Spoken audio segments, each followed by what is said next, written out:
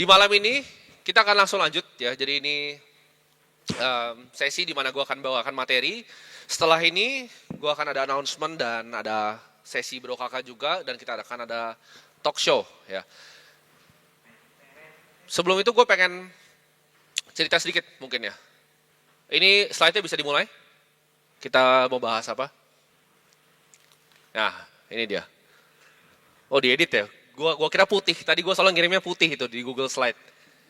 Jadi dari 0 sampai 1 triliun.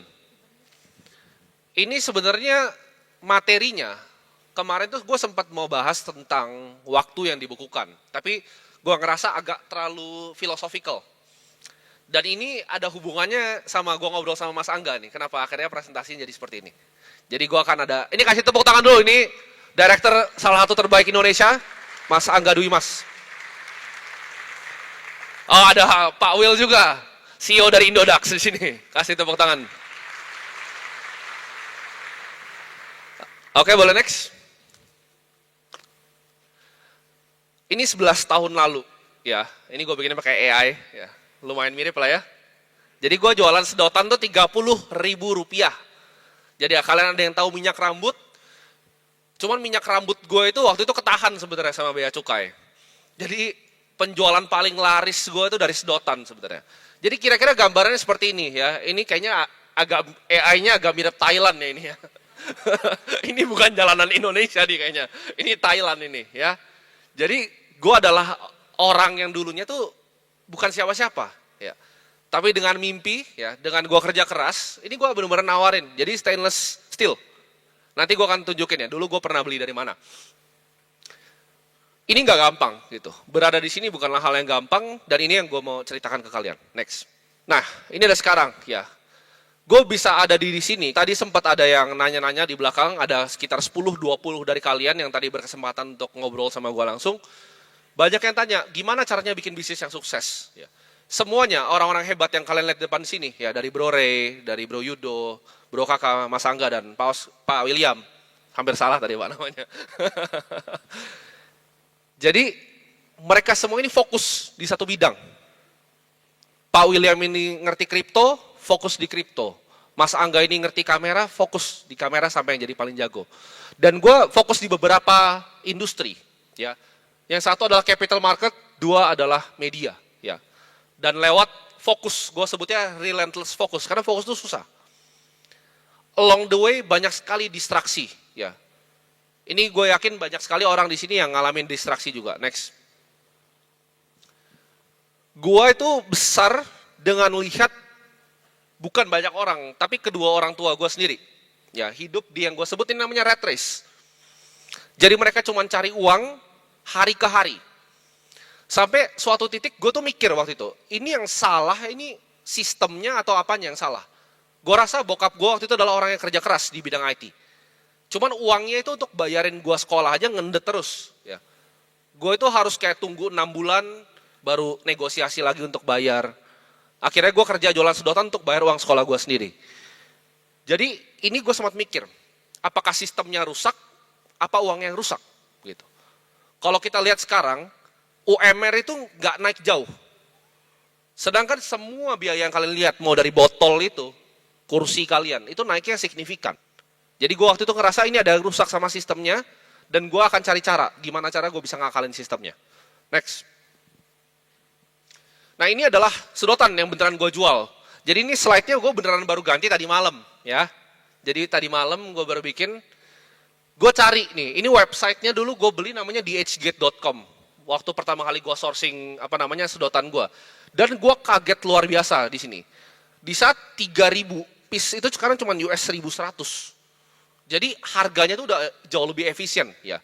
Ini gue kaget banget, harganya jauh. Ini dulu 2 kali lipat. Jadi lu kalau beli kayak 3.000 piece itu harganya dulu sekitar $2.000. Nah itu segitu kalian bayangin, modalnya murah sekali kan, sama shippingnya juga murah sekali mereka. Dan waktu itu gue jualin di Indonesia, harganya satunya 30.000. Jadi marginnya, gue suka bisnis yang marginnya tinggi-tinggi. Ya. Jadi kira-kira ini yang gue lakukan dulu. Gue sourcing produk dari luar, gue jualan. Karena waktu itu gue nyari ya kan, di internet, how to make money online. Setiap hari yang gue lihat tuh Forbes Billionaire List. Setiap hari sampai hari ini. 1 siapa, 2 siapa, 3 siapa, 4 siapa, 5 siapa. Itu gue ikutin setiap hari, gue cari. Gimana caranya gue bisa bikin duit secara online. Dan waktu itu lagi terkenal yang namanya online e-commerce. Jadi zamannya Kaskus. Ini gue jual di Kaskus dan Tokopedia masih awal-awal. Jadi ini bukti bahwa bisnis di internet itu bisa ngubah hidup kalian. Dan ini waktu gue 14 tahun. Ini yang benar-benar merubah hidup gue. Bukan jualan digital, bukan marketing, bukan media. Gue discover yang namanya capital market. Jadi ini ada hubungannya sama nanti yang mau gue announce hari ini. Karena ini something yang benar-benar dekat di hati gue. Ini kenapa gue bikin Akademi Kripto, ini kenapa gue berinvestasi di vlog, ini kenapa gue ada di sini sekarang. Ya, gue discover ada cara bikin uang yang unik namanya capital market. Ini portfolio dari Warren Buffett, ini sekarang ya. Dulu itu gue mikir, gue bukan orang yang sepintar Bill Gates, gue bukan sepintar Jeff Bezos bisa bikin Amazon. Tapi gue bisa kalau cuma beli saham Coca-Cola. Next. Nah ini adalah investasi ya, Warren Buffett di Coca-Cola. Banyak yang nggak ngerti investasi dia di Coca-Cola. Tapi ini yang gue temukan di saat gue umur 14 dan 15 tahun. Gue ikutin annual letternya dari 1970, dari sebelum Berkshire Hathaway, Buffett Partnership. Banyak yang kira dividen Warren Buffett sekarang, itu yield-nya, dari kalian cari di Google tuh Coca-Cola dividen yield. Tapi itu salah besar. Dividen Coca-Cola itu 63%. Kenapa bisa begitu? Karena waktu dia invest itu cuma 593 million dollar. Jadi dia investnya sepertiga dari pile-nya di Berkshire, dia taruh di Coca-Cola, American Express, sama dia pegang cash. Ini posisi yang besar sekali di portfolio beliau. Sekarang kalau kita lihat tadi slide sebelumnya, jadi kecil portonya. Itu yang gue discover, bahwa uang yang ditaruh 593 million, itu jadi billion size-nya sekarang. Ya. Dan yield dividennya dari 593 ini, itu kira-kira 60%. Jadi beliau taruh 593 juta, nggak tambah lagi, setahun tuh bisa dapat hampir lebih dari 250 juta, paham nggak kalian? 300-an juta dividennya. Ibarat lu beli saham nih sekarang, lu dapat setengah dividennya. Tapi butuh compounding yaitu waktu. Ketika gue taruh ini, klik gue. Ini game yang gue mau main. Gue mau jadi investor, fuck pengusaha gue bilang. Karena gue pelajarin pengusaha tuh ada siklusnya. Bikin usaha capek, keringetan capek. Dia cuma ngaso beli ini. Menurut gue ini jalan hidup yang lebih benar. Next. Jadi dua ini kan, ini famous story ya, yang kalian pernah diceritain Buffett dan juga diceritain Bill Gates. Ketika dua-duanya ditanya sama bapaknya Bill Gates, disuruh tulis di kertas, satu kata yang bikin lu sukses apa? Ini gue tulis di buku gue ya. Yaitu relentless, fokus di satu industri. Bill Gates fokus di Microsoft, Buffett fokus di investasi. Ada yang tahu Steve Ballmer di sini? Dia sekarang lebih kaya dari Bill Gates. Kenapa? Karena Bill Gates keluar dari jalurnya dia. Dia nggak fokus, tapi kan hidup orang beda-beda ya. Dia nggak fokus di Microsoft, dia fokus untuk filantropi. Jadi uangnya ditaruh di cascade investment namanya. Bill Gates ini kalau dia investasinya nggak pernah dipindah, mungkin dia nggak pernah ketemu Warren Buffett, 1 triliun USD hartanya sekarang. Ya. Dan Buffett itu harusnya sekitar 500 billion sekarang. Karena dia udah donasi banyak sekali, 30%. Next. Jadi ini akan gue ceritakan dengan menceritakan hidup gue, perjalanan dari 0 sampai sekarang. Cuman gue pengen kalian catat beberapa prinsip yang gue kasih di sini. Gitu. Jadi kalau banyak yang tanya kan, oh gimana caranya mau punya duit? Gue taruh prinsip-prinsipnya. Jadi beberapa prinsip yang akhirnya gue ketemu gitu. Momen-momen gue ketemu. Prinsip pertama gue adalah I need a lot of capital. Jadi ketika gue tahu, oke, gue pengen beli saham Coca-Cola. Gue cari Coca-Colanya Indonesia itu apa sih? Gue cari dari Indofood. Gue cari terus apakah tambang batu bara. Apakah itu bank. Gue cari terus. Sampai sekarang pun gue dalam misi mencari gitu. Tapi satu yang gue tahu, gue perlu capital yang besar. Jadi ini gue dulu nih. Pakai AI ya ini ya. Gue itu kerjanya bikin digital agency. Makanya gue suka banget mas video sampai sekarang ya. Gue suka banget video karena gue dulu punya digital marketing agency waktu umur 18 tahun. Gue running ini karyawan sekitar 10 sampai 15. Waktu itu anak-anak UMN itu gue gaji murah-murah gitu. Gue pakai untuk kerja sama gue. Di sini gue dapat capital serius pertama gue ya. Next. Gue invest semuanya di BCA. Tapi seperti kalian tahu, gue bego. Gue nggak biarin compounding. Ya, ini kalau di compounding udah kayak Coca-Cola tadi. Jadi dividen yieldnya bukan dari dividen yang sekarang, tapi dari dividen gue pertama kali invest di sahamnya. Sayangnya ya gue nggak ikutin. Gitu. Next. Gue itu kenal Bitcoin 2016. Kalian kasih tepuk tangan dulu ke Pak William. Ini karena kalau nggak ada beliau ini nggak ada gue di sini. Kasih tepuk tangan dulu. Jadi karena platform beliau, gue bisa beli Bitcoin. Cuman bukan karena ini, gue jadi kaya bukan karena ini. Nanti gue akan ceritakan selanjutnya. Next ya. Nah ini dia. Ini momen yang ngubah hidup gue. Jadi kan gue pikir, oke, gue mau jadi the next Warren Buffett. Gue punya marketing agency, gue punya jualan sedotan. Gue anak muda kaya raya waktu itu. Ya. Yang pertama dibeli sepatu, mobil, jam tangan, gue beliin semua waktu itu. Lalu gue beli kripto. Ini naik. Kalau ini gue ingat banget, karena ini sebelum Natal. Ini harusnya di otak gue ya, kalau gue nggak salah tanggal 18 Desember. Ini pas sebelum Natal, karena untuk teman-teman yang agamanya Kristen, Natal tuh sesuatu yang kita look forward. Gitu. Kita mau liburan, kita mau spending, itu biasa di Natal. Ini pas ya Natal, harganya 19.000 Bitcoin. Itu naiknya luar biasa waktu itu. Next. Nah ini harganya ya. Ini tuh cuman sebulan kalau gue nggak salah juga ya. Dia udah 10.000, habis itu dia turun sampai 8.000. Ini mungkin yang Oji bisa konfirmasi saya. Ini benar-benar sekejap. Gue inget banget jamnya jam 4 pagi waktu Indonesia. Itu gue keluarin posisinya itu kayak di warnet itu. Pencet. Dan waktu itu gue all in. Bukan di Bitcoin teman-teman. Nah ini kesalahan yang Pak Ray bilang tadi. Masuk di altcoin, ya. Ada yang tahu gue masuk di mana? Ada di sini nih. Nah ya, gue masuk di IOTA namanya. Ini dulu digadang-gadang bakal jadi XLM killer, XRP killer. Ini kalau sekarang apa? Hyperliquidnya sekarang. Bro, kakak mungkin tahu dulu tuh IOTA. Ini hyperliquidnya sekarang. Kalian lihat gak di sini dari kayak Ethereum Classic, List, Monero sih masih ada ya, NEM, Dash, IOTA, EOS, NEO, Stellar. Ini hilang semua. Gue saking traumanya, gue bikin lukisan di kantor gue. Next. Nah ini prinsipal nomor 2. Jadi kantor gue kalau kalian datang, itu ada lukisan di belakangnya. Yang gue pernah foto sama bro kakak waktu itu, lukisannya itu adalah Bitcoin lawan semua altcoin yang pernah dibikin. Gue bikin statistik ya. Biar tiap kali gue bego beli altcoin, gue lihat. Nah gitu. Prinsipal 2, jangan beli sampah. Ya. Analyze dan think how you know that you're right and confirmation bias. Bahkan kalau kita lihat yang tadi, itu ada satu yang akhirnya jadi scam, BitConnect ya kalau nggak salah namanya. Zaman dulu, BitConnect namanya. Prinsipal gue ini, it's far better untuk buy a wonderful company at a fair price than a fair company at a wonderful price. Ini ngubah. Ya. Pertama gue harus punya capital banyak, 2 itu ini.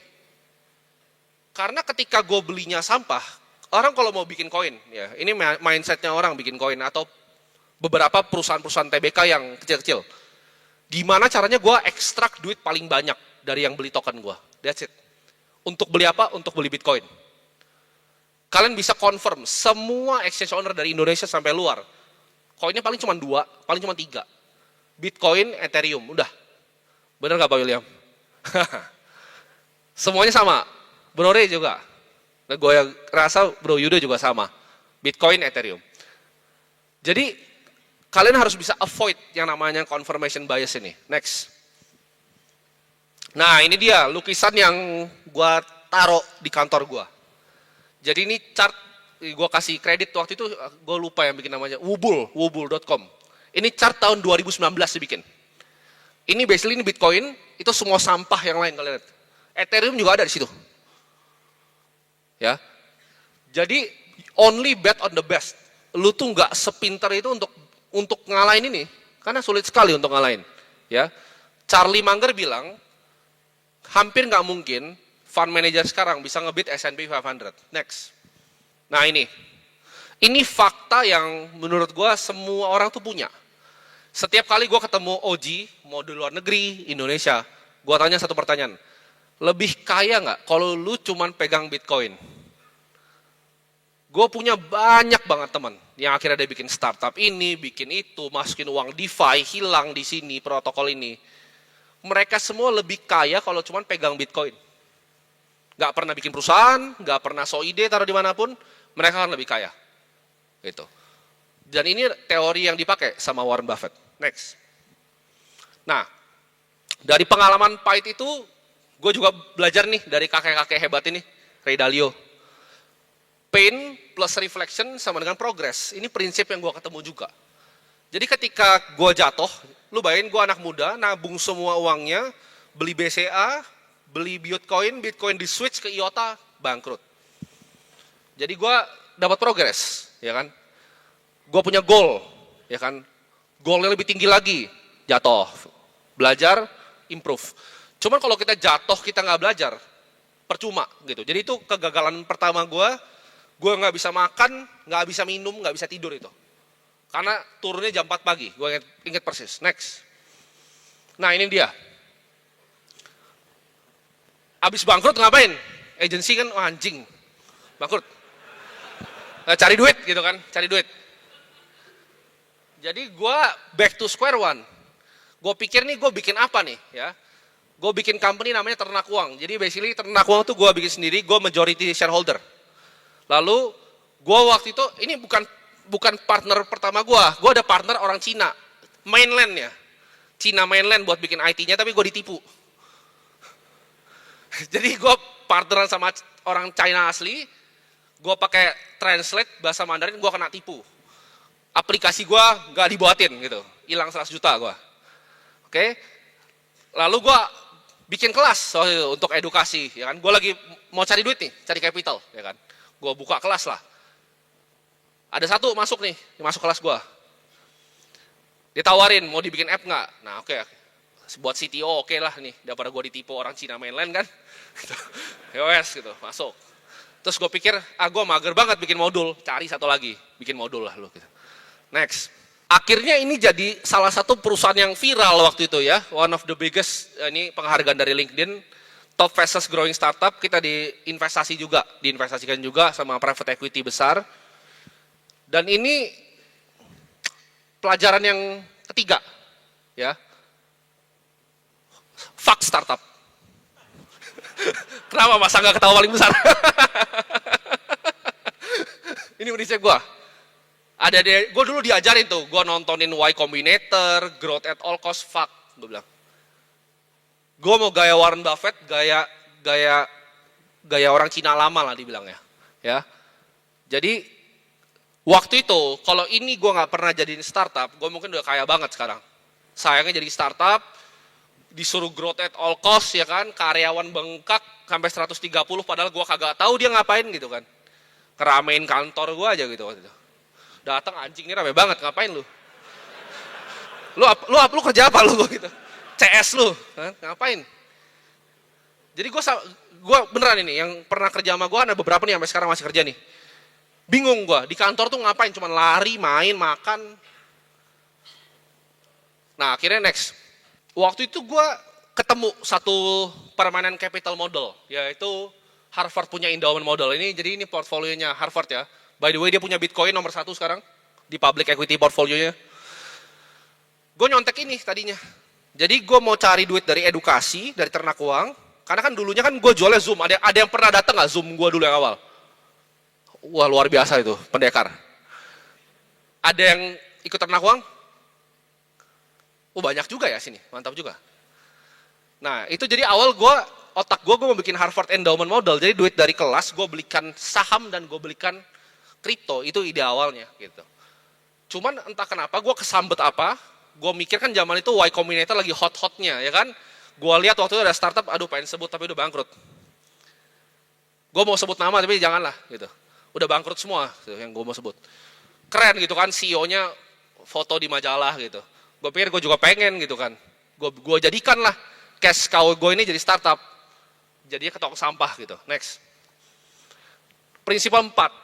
Choose your partner wisely.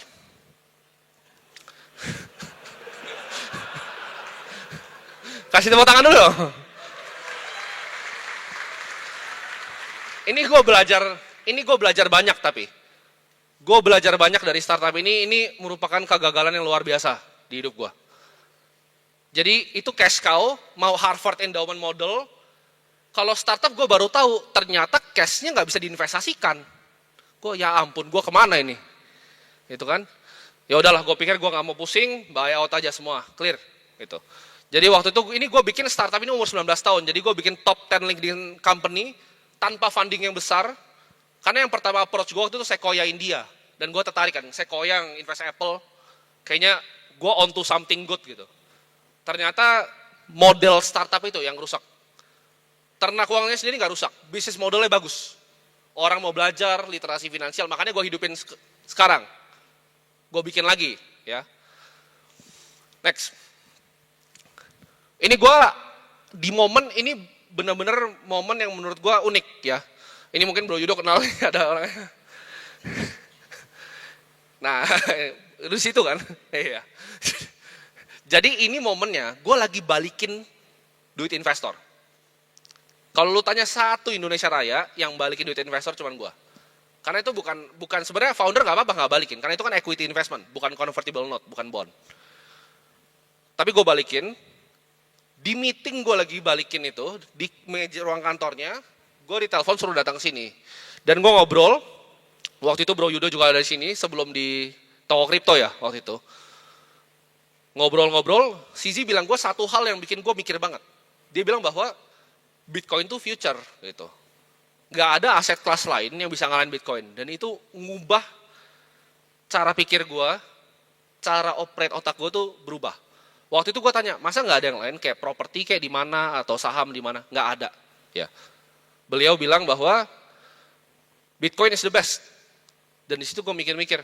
Gue tanya kan, ya udah, koin lo kayak kalian kan? Beli koin apa gitu. Dia bilang cuma 2 koinnya dia. Hampir lebih dari 90% di Bitcoin, sisanya cuma di BNB. Itu karena perusahaan dia sendiri. Dan gue kayak, oke, ini orang lebih kaya dari gue lihat di Forbes kan, oke kaya. Udah, all in lah gue. Jadi itu ceritanya gue beli 16.000. Bukan cuma dari otak gue sendiri, enggak. Karena dia bilang juga ini harganya bagus. Gitu. 16.000 Bitcoin ini. Next. Gue grind habis itu. Awalnya bikin AC, itu nggak sengaja. Jadi waktu itu kan gue bilang gue balikin duit investor, gue ada kantor yang masih running 4 lantai, gue punya 15 karyawan. Jadi kayak kota hantu, 4 lantai 15 karyawan. Buat apa ya anak-anak ini, masa gue pecat gitu kan, satu naik motor di Bogor gitu kan. Editor gue Alfian tuh di belakang. Gimana nih gue hidupin mereka? Ya gue pikir ya udahlah. Kenapa nggak gue bikin lagi gitu? Tapi kali ini nggak startup. Jadilah Akademi Kripto. Dan gue ketemu partner gue yang luar biasa nih, Bro Kalimasada. Ini 2023 ya, Akademi Kripto itu kita launching. Jadi gue heads down 6 bulan. Itu gue kerjain AC sama dia, nggak lihat sinar matahari kita. Kerja pagi malam, pagi malam, pagi malam kerja. Jadi kita punya plan untuk jadiin komunitas nomor 1. Dan sama, gue pikir dengan model tadi di otak gue, endowment model tadi. Gitu. Cuman kali ini nggak gue startupin dan gue bikin costnya very lean. Next. Nah ini dia. Nah gue masuk di sini, pas 16.200. Tapi along the way gue beli terus. Jadi gue waktu itu gue buka sekitar gue beli 16 miliar 51 Bitcoin. Di 16.000 gue buy along the way. Sampai atas. Ya. Jadi bedanya kali ini gue udah belajar apa? Gue udah belajar jangan beli sampah. Gitu. Meskipun ada sih beberapa sampah yang gue beli lagi. Cuman udah belajar dari Bro Ray. Sampah tuh beli terus jual. Gitu. Jadi gue gak rugi. Nextnya. Jadi Bitcoin plus capital market tuh ngubah hidup gue. Sampai gue tuh punya patung Satoshi di apartemen gue. Tiap kali gue keluar lift gue inget. Nah ini apartemen dibeliin dia. Gitu. Gue bener-bener ingat terus gitu. Jadi kalau nggak ada Bitcoin, nggak ada capital market, gue nggak bisa bikin kekayaan kayak sekarang. Edukasi yang gue sampaikan kan juga tentang capital market gitu. Jadi ini something yang gue hold very dearly to my heart. Next, ini getting cash flow, capital, sama compounding is the key untuk kekayaan. Jadi lu nggak bisa cuma pakai compounding. Karena rumusnya lu butuh cash flow dulu, lu butuh savings rate, jumlah yang ditabung berapa, sama lu perlu compoundingnya. Jadi ini ya, ini 3 list yang bikin bilioner paling banyak. 3 manufacturing, 2 teknologi, 1 finance and investment. Gua rasa gue bukan Mark Zuckerberg gitu yang gila coding. Jadi gue teknologi gue coret. Manufacturing, lu tanya cara bikin plastik aja gue nggak ngerti gitu. Jadi gue coret juga. Gue cari ini gitu. Industri yang most likely untuk bikin gue jadi bilioner. Next. Jadi rahasia dari orang kaya, ini kan nggak ada Bitcoin ya, karena Bitcoin chartnya akan hancurin semua ini. Jadi biar sederhana, sejak 1970, S&P itu outperform hampir semua aset kelas. Mau corporate bond yang 9-10%, gold, US Treasury bond, real estate sama cash. Ini yang kenapa orang tua gue waktu itu nggak bisa keluar, karena nggak punya pengetahuannya. Jadi kalau kalian tanya kenapa gue bikin ternak uang, kenapa gue bikin AC, ini something very personal ke gue. Gue ketika gue 15-16 tahun, gue janji bahwa uang gak akan jadi masalah lagi di hidup gue. Itu gue tulis di buku, dan gue tulis yang fokus tadi. Gue lihat betapa kasiannya orang yang gak ngerti ini. Bokap gue tuh bukan orang yang gak kerja keras. Gitu. Dia bikin namanya ERP, ya, Enterprise Resource Planning, sendiri. Kalau Oracle tuh mungkin butuh 10.000 orang, dia bikin sendiri. Kliennya juga lumayan, dia cari klien lumayan. Cuman gak pernah bisa survive, kenapa? Karena dia gak pernah beli aset, dia gak ngerti. Cuman ngerti coding. Gitu. Jadi ini yang bikin gue susah dulu. Next. Orang gagal karena mereka melakukan 3 hal atau more. Gue cuman cari cash flow sama compounding capital. Gue nggak peduli yang namanya kalau lu mau divaluasi keren. Gue nggak peduli apapun itu selain cash flow sama compounding capital. Ya, karena kalian lihat ini perusahaan dari Nvidia sampai Oracle di bawah ini. Ini perusahaan yang jago sekali bikin earnings, cash flow, dan compound earnings itu. Ya. Jadi kuncinya bikin perusahaan yang sangat besar, itu cuma earnings yang bagus, dan compound. Return on invested capital, ROIC, bahasa finance-nya. Jadi ini yang gue ketemu. Ini nggak cuma di perusahaan bisa jadi besar, ini di pribadi bisa jadi besar. Next, dunia itu berubah. Ya. Ini yang gue lihat trajektori ke depan, di mana currency itu akan pakai blockchain. Ini udah terjadi, ya. USDT itu udah pegang gold besar sekali. US Treasury levelnya negara. Bank menurut gua akan digantikan ke depannya sama exchange. Kita lihat perusahaan-perusahaan seperti Square-nya Jack Dorsey, Coinbase-nya Brian Armstrong. Nanti ke depannya pionirnya adalah kita-kita ini yang duduk di depan. Yang akan majuin industrinya lebih depan. Gue percaya next-nya kan orang bilang dulu black gold. Rockefeller bikin duit dari oil. Next-nya bukan oil, tapi data. Itu yang bisa bikin DCI market cap 500T. Karena data itu akan lebih berharga dibanding minyak. Power itu akan shift. Ya, ini tesis pribadi gua. Power itu akan shift. Ke orang yang apa? Yang punya influence. Sekarang ini udah kelihatan. Ini buat yang paham kalian akan ngerti. Dan store of value kebanyakan akan di-capture sama aset yang langka dan diinginkan oleh banyak orang, yaitu Bitcoin. Next. Nah ini. Jadi personal roadmap gue itu apa? Gue pengen bikin permanent capital fund yang fokus di blockchain, media, and new energy sampai ke depannya. Ya. Jadi ini 3 pilar yang akan gue pegang sampai gue mati. Tapi tetap di dalam finance. Jangan kalian nanya nanti, oh media ini bukan ini, sama. Gitu. Semua yang gue investasikan itu ada hubungan dengan apa yang gue mau kerjakan di hidup gue. Kenapa? Karena gue pengen bikin permanent capital. Permanent capital ini adalah holy grail dari investasi. Lu punya hedge fund besar. Ditarik duitnya sama orang, selesai loh. Uangnya nggak permanen. Buffett tahu ini. Buffett itu cuma 200 billion invested di public market. Sisanya tuh operating company-nya besar sekali. Beliau itu gila dengan namanya permanent capital. Dan ini yang gue mau bikin.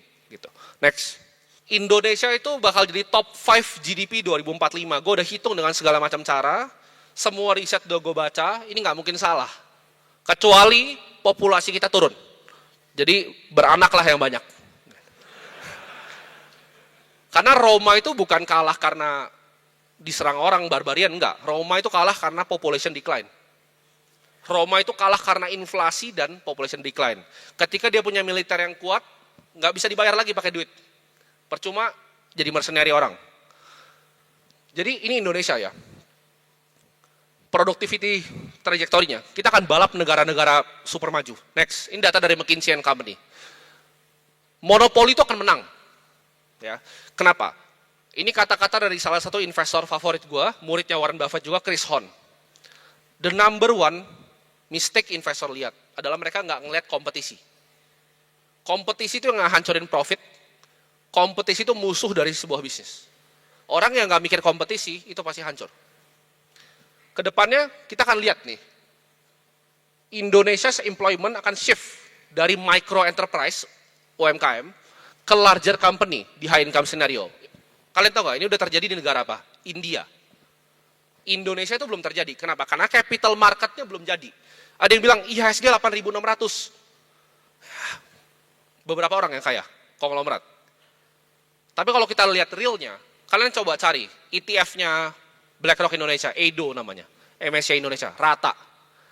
Lihat MSCI India, naik. Kita itu growth-nya fake capital marketnya, nggak real. Next, AI-driven ekonomi itu dari sini. Jadi kita sebagai pelaku industri itu harus evolve gitu. High performer are more likely than others untuk expect organisasi untuk use AI. Artinya apa? Ini gap paling parah di dunia. Ini bukan gap duit, bukan gap skill lagi, gap intelektual. Company yang pinter akan makin pinter. Company yang bodoh nggak pakai akan makin bodoh. Jadi gapnya ini intelektual, dan ini pertama kali gue ngeliat di dunia ada beginian. Jadi ketika nanti big corporate ini pakai AI, kalian nggak akan bisa compete, gitu. Next. Ini juga data yang menarik banget dari Henley & Partners. Jadi sentimilioner, orang yang punya 100 juta dolar lebih. Ya ini ada beberapa nih sentimilioner di sini. Ini grow cepat sekali. Jadi orang banyak bilang dunia tambah susah, enggak. Gap inequality jauh. Sentimilioner itu orang yang punya 100 juta dolar ke atas. Ini tempat-tempat mereka tinggal nih sekarang. New York, Bay Area, Los Angeles, London, Beijing, Singapura, Shanghai, Hong Kong, Chicago, and Paris. Kita Jakarta jauh lah, nggak ada kita. Atau nggak kedeteksi uangnya itu kan. Next. Jadi ini yang Bro Ray tadi bahas. Akan ada huge wealth transfer ke Gen Z. Jadi gue ngeliat sekarang, mappingannya, uang boomer ini akan turunnya ke Gen Z, bukan ke milenial. Jadi Gen Z ini akan inherit kekayaan yang luar biasa, dan mereka tuh lebih technologically native. Mereka akan lebih pengen invest di next frontier dari teknologi. Mereka lebih pengen invest di perusahaan-perusahaan yang berkembang. Next. Nah ini sebenarnya ini rahasia pribadi gue. Jadi gue akan share ke kalian di sini semua. Ada yang bisa sebut nggak nama-namanya? Teriakin aja. Ada nggak yang tahu? Nggak ada yang tahu ini tiga siapa? Kacau kalian. Atau kalian nggak suka belajar sejarah? Mimpi gue dari awal tuh gue nggak pengen jadi orang nomor 100 terkaya, nomor 50, gue pengen jadi nomor 1 paling kaya. Berapa lama? Bukan 20 tahun. Bukan 30 tahun, bukan 40 tahun, bukan 100 tahun. Gue mau 500 tahun. Jadi cuman ini 3 orang yang tahan 500 tahun kekayaannya. House of Medici dari Italia. Jakob Fugger dari Jerman, dan satu lagi Nathan Rothschild. Ini 3 orang yang punya industri yang sama. Ada yang bisa tahu industri apa? Apa? Industri banking. Jadi Nathan Rothschild punya quotes yang mengubah hidup gue. Ini prinsipal gue lagi. The only business worth doing is the business of money. Menurut dia semua bisnis lain itu sampah. Harus bisnis uang. Ini yang dilakukan Medici family, yang fund semua Renaissance. Jakob Fugger ini banker paling kaya di Jerman. Ini yang ngebankroll semua raja-raja di Jerman dulu. Mereka mau naik nih jadi raja, minta duit sama Jakob Fugger. Dan ini Rothschild. Rothschild ini sampai sekarang masih ada loh family-nya. Jadi gue nggak pengen cuma nyontek family kayak Vanderbilt, udah hilang. Rockefeller masih ada tapi duitnya udah nggak banyak. 3 ini doang. Kalian tanya kenapa gue invest only in banks? Karena satu-satunya bisnis yang worth dilakukan tuh bank. Bisnis yang tahun 1000 tahun tuh nggak banyak. Ya, jadi gue nggak pengen bikin kekayaan yang 100 tahun gue mati hilang, nggak mau. Gue pengen punya permanent capital yang jalan terus, bangun sekolah terus, lama setelah gue mati. Ini game gue. Next. Ini pertanyaan yang mungkin kalian bingung. Siapa sih capital allocator terbaik? Modal apa yang gue contek gitu kan? Nomor 1 itu di atas Harvard. Harvard nomor 2 ya. Ini endowment model, di mana dia bisa dapat duit dari grants, dari edukasi, lalu dia investasikan dengan prudent over very long time. Ada yang tahu nggak Ensign Peak ini apa? Ada yang tahu? Gereja Mormon. Jadi mereka adalah the best capital allocator yang pernah gue lihat. CAGR paling stabil, ngalahin S&P paling jauh. Next. Nah ini dia. Ini Ensign Peak lawan S&P 500. Hampir impossible untuk dapat kayak begini. Warren Buffett aja kalah. Ya. Jadi mereka dapat duit, lalu diinvest. Itu. Next. Gue mau kasih kalian pertanyaan. Gitu. Ini kan growth-nya Norges Bank. Ini SWF paling besar di Indonesia, di dunia. Ya. Ini sovereign wealth fund nomor 1 di dunia. Mimpi gue tuh bikin Ronald Capital sebesar ini. Gitu. Gue nggak pengen cuman kecil. 1T, 2T nggak mau gue. Kecil. Target gue mau jadi Norges Bank. Mereka ketemu minyak tuh 2 kali sebenarnya. Sekali itu pas Natal, tahun 1990, sekali lagi di capital market. Jadi double ketemu minyaknya sebenarnya. Ada yang tahu CAGR berapa ini? Tebak? 6,6%. Jadi nggak usah mimpi-mimpi lu 20% per tahun, 30%, 50% per tahun. 6,6% tuh bisa bikin lu jadi dari kayak gitu sampai SWF nomor 1 di dunia. Kalau lu punya cash flow-nya dan compound-nya early.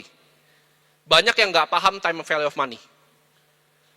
1T di 25 sama 1T di 50 itu jauhnya langit dan bumi. Dan dengan kemampuan investasi gue sekarang, ini akan achievable di hidup gue. Next. Kita nyontek deh, kalau dia 6,6%, portfolionya apa? Gitu. Ini let's say kalian udah males banget investasi, mau nggak pernah rugi sampai mati. Equity 70%, fixed income 27,1, real estate 1,9, dan renewable energy 0,4.